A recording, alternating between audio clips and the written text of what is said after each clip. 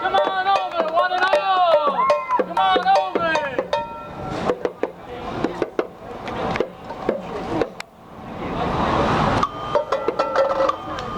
This here is Mrs. Crawford. She's been an organic farmer for 25 years. She comes from a family of farmers that has lived on the same plot of land for 4 generations. Recently, Miss Crawford has fallen on hard times. Huge industrially produced crops are making it hard for her to compete. She's been having trouble paying her bills and making ends meet. Then one day, a man shows up to her door. Hello there, Mrs. Crawford. How are you doing today? Oh, just fine. Who are you? Well, I'm with the gas company in this here area. What do you want? Well, I'm here to offer you a very interesting proposition, if you will. You see, we'd like to do some natural gas exploration on your land. What? What does that mean? Like drilling? Yes, ma'am, and we're prepared to offer you $4,000 an acre. Really?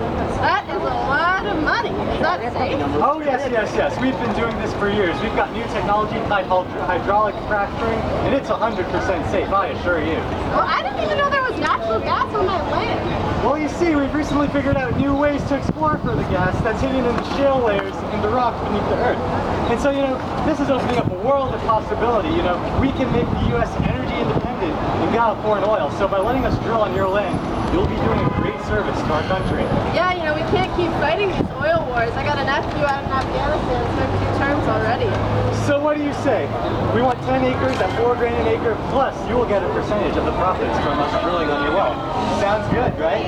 Well, I need the money. Where do I sign? Right here on the dotted line. All right. In the next couple of weeks, there's a lot of activity on the farm. Big trucks drive down Miss Crawford's sleepy country road, hauling huge drilling equipment. Construction vehicles tear up 10 acres of her crops and leave huge mounds of dirt. A drilling rig is constructed.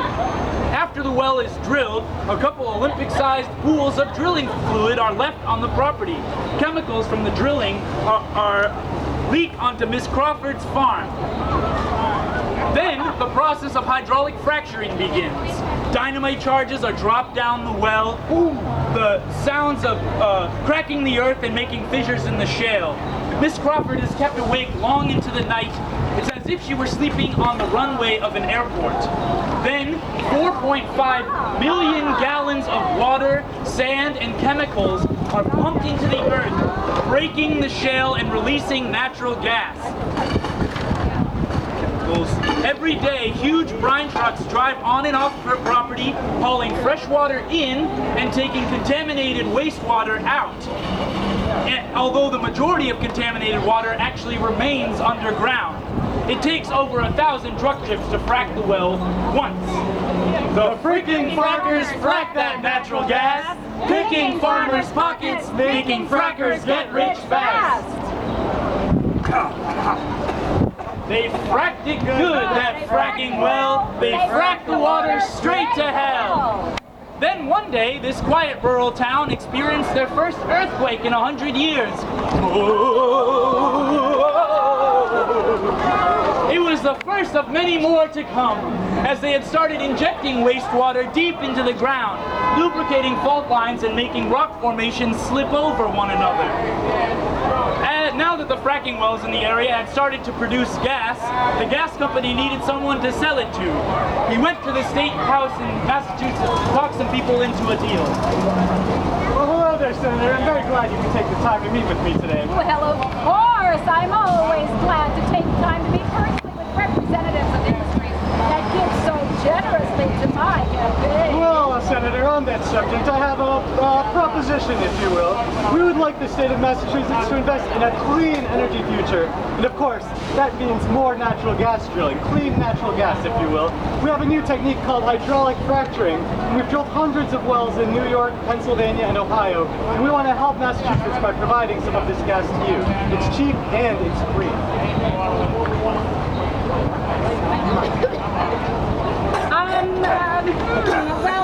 I've been facing a lot of pressure from my constituents about closing down the polluting coal plants in Massachusetts. Maybe the switch to natural natural gas is the clean energy solution we need. I couldn't agree with you more, Senator. We can replace those dirty old coal plants with clean, natural gas plants. And you know, we also need to bring this gas in, so we need to run some new pipelines across Massachusetts. I hope you don't mind. But aren't large natural gas pipelines dangerous?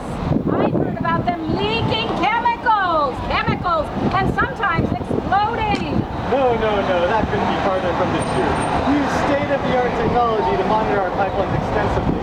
And you know, at the end of the day, it will lower energy costs.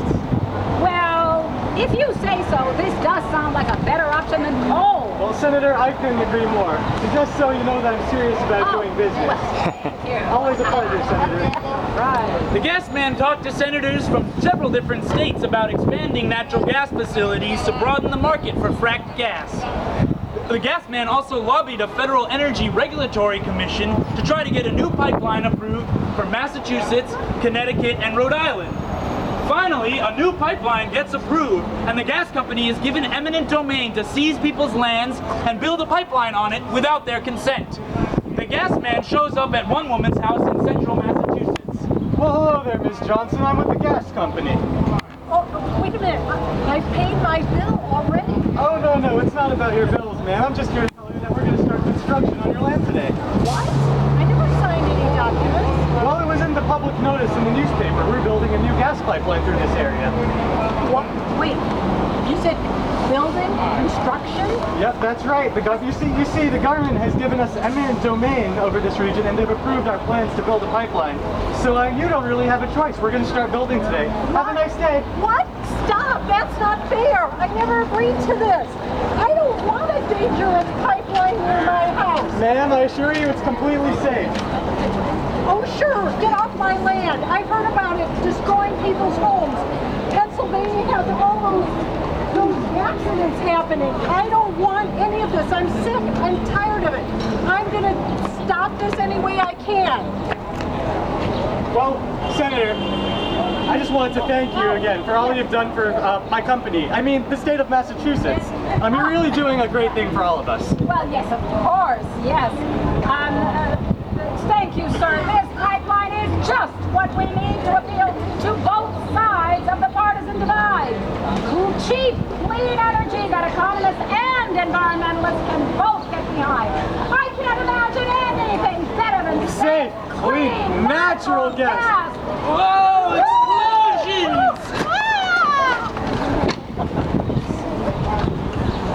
So now I pose the question to you all. Is natural gas a clean energy? Are contaminated aquifers, toxic earthquakes, explosions, and rampant climate change worth the price of maintaining our current lifestyle? Would natural gas ever replace our dependence on foreign oil, or would it just fuel the ever-expansion of our global economies? Are methane emissions from fracking any better for climate change than coal emissions, CO2 emissions from coal? Can we fundamentally change the way that our society functions so that we can reduce our dependence on fossil fuels and start